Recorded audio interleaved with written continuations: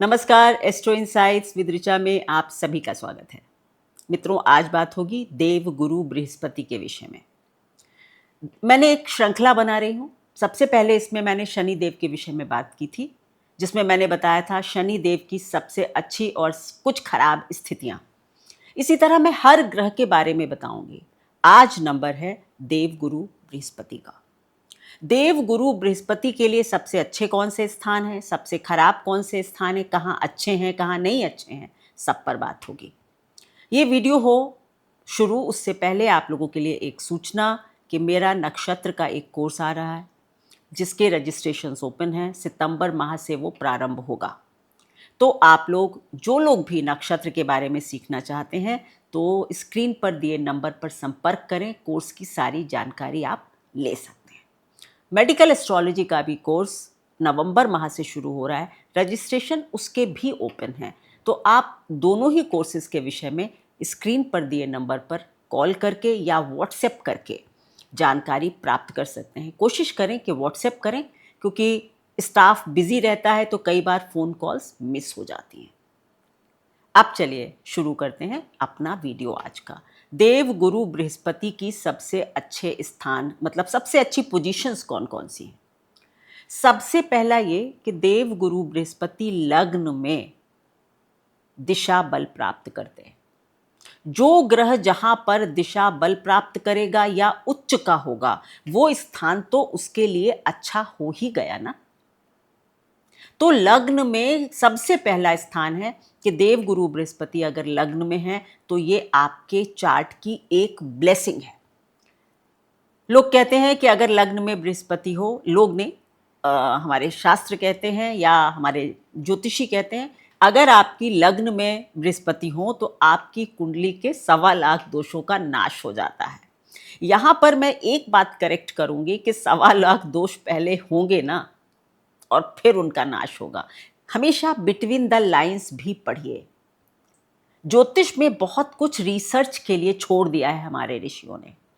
मैंने अपनी ज़िंदगी में इतने चार्ट्स, अभी तक हज़ारों चार्ट्स देख चुकी हूँ। 22 साल 24 साल की प्रैक्टिस है मेरी। मैंने लग्न में बृहस्पति वाले का जीवन काफ़ी कठिन देखा है। लेकिन देव गुरु बृहस्पति की मतलब का बैठना तो आप भूल जाइए, इनकी दृष्टियां अनमोल हैं। तो क्योंकि देवगुरु बृहस्पति की 9वीं दृष्टि तो आप मानिए कि सीधा सीधा ईश्वर का आशीर्वाद होता है। तो लग्न में बैठकर, मैं इसलिए इस पोजीशन को बली मानती हूं क्योंकि लग्न में बैठकर 9वीं दृष्टि आपके 9वें भाव पर आती है। कहीं ना कहीं आप देव कृपा से युक्त पैदा हुए हैं। कुछ तो आपके कर्म ऐसे थे कि आपकी लग्न में बृहस्पति आए हैं। 9वीं दृष्टि जब 9वें भाव पर हो तो कहीं ना कहीं आप ब्लेस्ड हैं। आपके ऊपर अपने पूर्वजों का आशीर्वाद है, आपके ऊपर देव का आशीर्वाद है। तो जीवन में कठिनाइयां आती हुई तो मैंने देखी हैं ऐसे लोगों को, लेकिन हाथ पकड़कर ऐसा लगा कि किसी ने इनको निकाल लिया। ये आप लोग अपने अनुभव यहाँ पर शेयर करें, कमेंट्स में बताएं। जो बात मैं कहती हूँ वो बहुत चार्ट्स पर देखने के बाद कहती हूँ। दिक्कतों का सामना करना पड़ता है, लेकिन देव कृपा के चलते आप उनसे निकल जाते हैं। पंचम दृष्टि पंचम भाव पर पड़ती है, संतान, पूर्व पुण्य। तो कहीं ना कहीं आपके पास पूर्व पुण्य और देव का आशीर्वाद एक साथ चलता है। ये भी स्थिति आपके लिए बहुत अच्छी हो जाती है।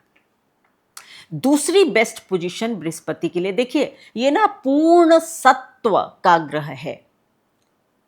सत्व, सूर्य के पास भी सत्व है, लेकिन केवल बृहस्पति हैं जिनको कहते हैं पूर्ण सत्व गुणी ग्रह। तो 159 जो हमारे धर्म के स्थान है, धर्म त्रिकोण है, बृहस्पति यहाँ सर्वथा अच्छा करते हैं। पंचम भाव इनकी दूसरी बेस्ट पोजीशन है मेरे मानने के हिसाब से, क्योंकि यहाँ भी आपके पास एक गजब की मंत्रणा शक्ति होती है। आपकी बात तो राजा भी सुनता है, बस इसको एफ्लिक्टेड नहीं होना चाहिए, मतलब क्रूर ग्रहों के साथ ना हो, देखा ना जा रहा हो। This is the best position for, मंत्र शक्ति आपके पास है, मंत्रणा शक्ति आपके पास है, बहुत अच्छी पोजीशन है। तीसरा त्रिकोण यानी 9वां भाव, ये भी बृहस्पति की, देवगुरु की बहुत अच्छी पोजीशन है। काल पुरुष में उनका अपना घर है। दृष्टियां पंचम और लग्न पर पड़ रही हैं, तीसरे पर भी पड़ रही है, लेकिन पांचवी और नौवीं दृष्टि में कमाल है। जो इनकी सप्तम दृष्टि है उसको मैं बिल्कुल और ग्रहों की तरह ही मानती हूँ, लेकिन नवम और पंचम में तो खास बात है, गंगा जल है। जो मैं हर जगह कहती हूँ कि गंगा जल की वृष्टि करते हैं, but 5th and 9th aspect, not the 7th। ठीक है। सो ये 9th हाउस, यहाँ पर भी आपके पास जीवन में गुरु कृपा प्राप्त हो सकती है। आप बहुत नॉलेजेबल हो सकते हैं, पूरे जीवन कुछ पढ़ते रहें, सीखते रहें, धर्म के बहुत बड़े प्रचारक हो सकते हैं, यानी आप धर्मवान व्यक्ति होंगे। बृहस्पति की नवम भाव की स्थिति सर्वथा अच्छी है। चौथी सबसे अच्छी स्थिति में चौथा घर ही मानती हूं, क्योंकि कर्क राशि में बृहस्पति उच्च के होते हैं। तो ये 4 पोजीशंस, यहां अगर चौथे घर में बृहस्पति है तो बहुत अच्छा घर आपको जल्दी से मिल जाएगा। माता आपकी बहुत सद्गुणी और प्रसिद्ध हो सकती है। आपके घर में हमेशा पूजा पाठ का, भजन का, कीर्तन का माहौल होगा। अगर देवगुरु चौथे घर में बैठे हैं तो ऐसा होगा। आपके घर का माहौल सात्विक होगा, वहां भोजन सात्विक आपकी मां बनाती होंगी। ठीक है। तो ये भी एक, यानी 4, 1, 4, 5, 9 are the best positions for Saturn, for Jupiter. ठीक है। अब सेकंड बेस्ट, दूसरा घर, ये यहां पर धन का स्थान है, फैमिली वेल्थ है। आपको अपनी फैमिली वेल्थ भी मिलती है, अपनी वेल्थ यानी अपना धन भी आप बहुत अच्छा बनाते हैं। और यहाँ पर भी देवगुरु बृहस्पति की नवम दृष्टि जो है वो आपके दशम भाव पर होती है। तो काल पुरुष का 9th लॉर्ड यानी भाग्य का स्वामी, देखिए आपके लिए बृहस्पति कहीं के भी मालिक हों, लेकिन भाग्य के मालिक हम सबके लिए हैं। तो अगर भाग्य के मालिक की दशम भाव पर दृष्टि होगी तो ये इनडायरेक्ट राजयोग है। ऐसे लोग मैंने करियर में इतनी शीघ्रता से सीढ़ियां चढ़ते हुए देखा है कि मैं आपको क्या बताऊं। तो पारिवारिक संस्कार अच्छे मिलते हैं आपको, आपका परिवार सात्विक होगा, पूजा पाठ वाला होगा, अच्छा होगा, आपकी वाणी बहुत अच्छी होगी, आप ज्ञानवान होंगे, आपका करियर फ्लरिश करेगा ही करेगा। इवन आप शत्रुओं को भी नाश करते हैं। बहुत बढ़िया पोजीशन है बृहस्पति की, दूसरा घर। ठीक है। तो अब इसके बाद 7वां घर रख लीजिए। 7वें घर में भी बृहस्पति की अच्छी स्थिति है, क्योंकि ये आपके लाभ को देखते हैं, आपकी लग्न को देखते हैं, पुरुषार्थ को भी देखते हैं। आपके छोटे भाई बहन बहुत राइज कर सकते हैं, बहुत प्रसिद्ध हो सकते हैं अगर आपका बृहस्पति सप्तम भाव में है। ये आप देखिएगा, प्रसिद्धि आपके छोटे भाई बहनों के पास होगी। आपका जीवन भी अच्छा होगा, आपका पति या पत्नी भी अच्छे होंगे, लेकिन छोटे भाई बहन में तो कुछ ज्यादा ही खास बात होगी, क्योंकि नवम दृष्टि तृतीय पर आती है। तो प्रसिद्ध छोटे भाई बहन या बहुत प्रसिद्ध मित्र दे देता है। स्त्रियों के चार्ट में अगर देवगुरु बृहस्पति सप्तम में है और अकेले हैं, मतलब उनके ऊपर कोई दृष्टि और ये नहीं है, तब फिर अगेन स्त्रियों के चार्ट में विवाह में ऐसे लोग, ऐसी लड़कियां बहुत चूजी हो जाती हैं।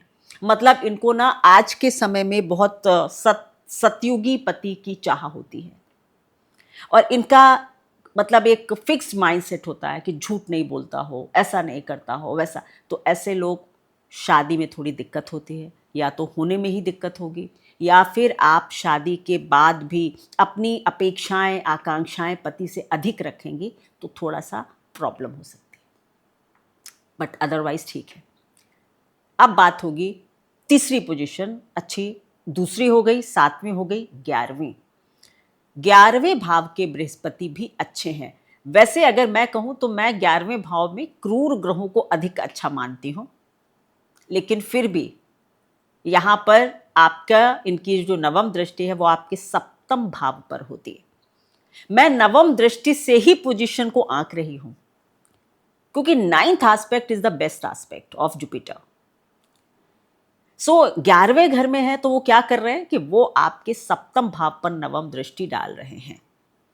इसका क्या मतलब है? सीधा सीधा मतलब है कि आपका करियर, क्योंकि सप्तम भाव दशम से दशम, चतुर्थ से चतुर्थ, दो स्थानों का भावात भावम है, यानी कि स्टोरेज है।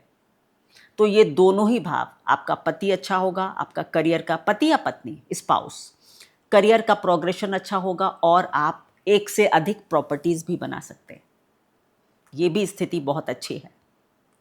उसके बाद 12वें स्थिति को भी मैं अच्छा ही कहूंगी, क्योंकि 12वें घर के बृहस्पति तो अपने स्थान में हो गए, आप स्पिरिचुअल होंगे, बहुत अच्छी बात है।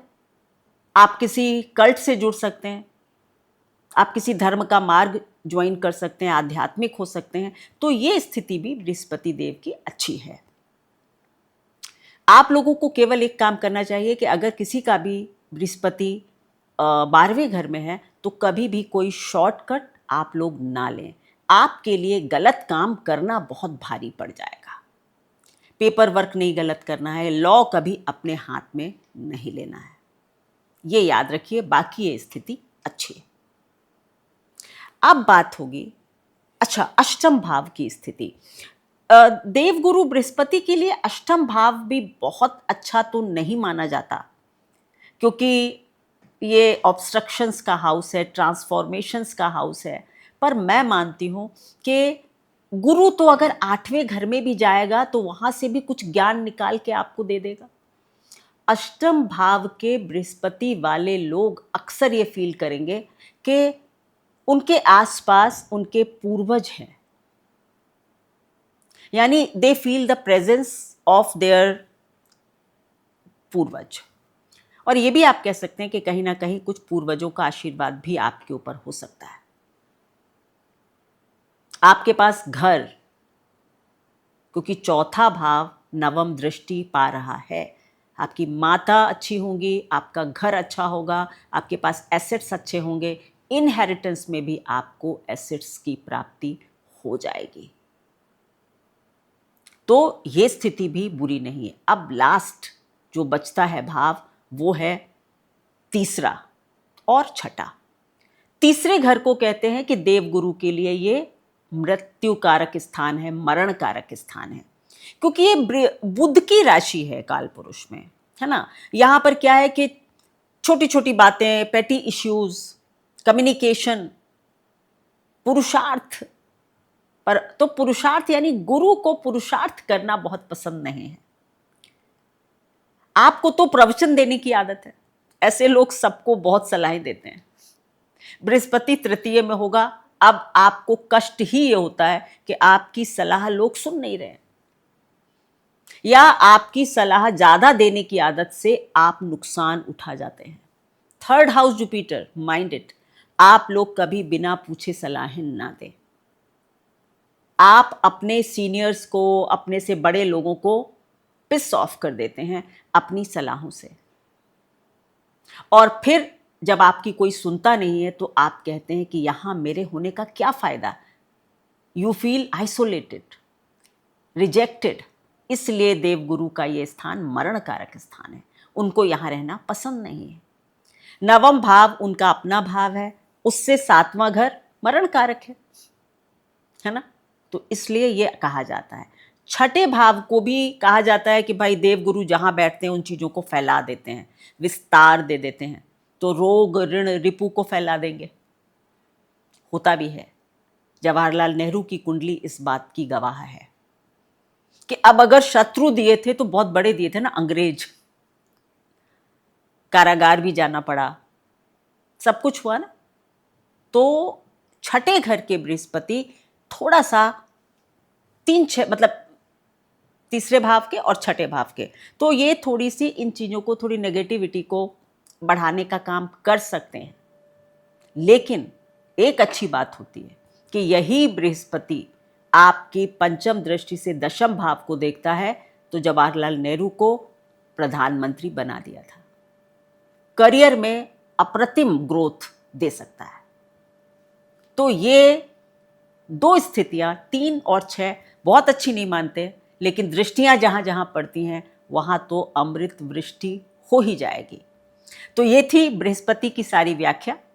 अब आपसे अंत में एक अनुरोध कि मेरा दूसरा चैनल जीवन मंत्र विद ऋचा, उसको भी आप सभी लोग देखें। वहाँ पर आप सब लोगों के लिए बहुत कुछ है, आध्यात्म है, ज्योतिष है, ज्योतिष भी वहाँ जुड़ी हुई है और आपके जीवन से जुड़ी हुई कई सारी समस्याओं के समाधान वहाँ पर दिए जा रहे हैं। देखें, ज़्यादा से ज़्यादा शेयर करें और मेरी बातों को सुने। नमस्कार।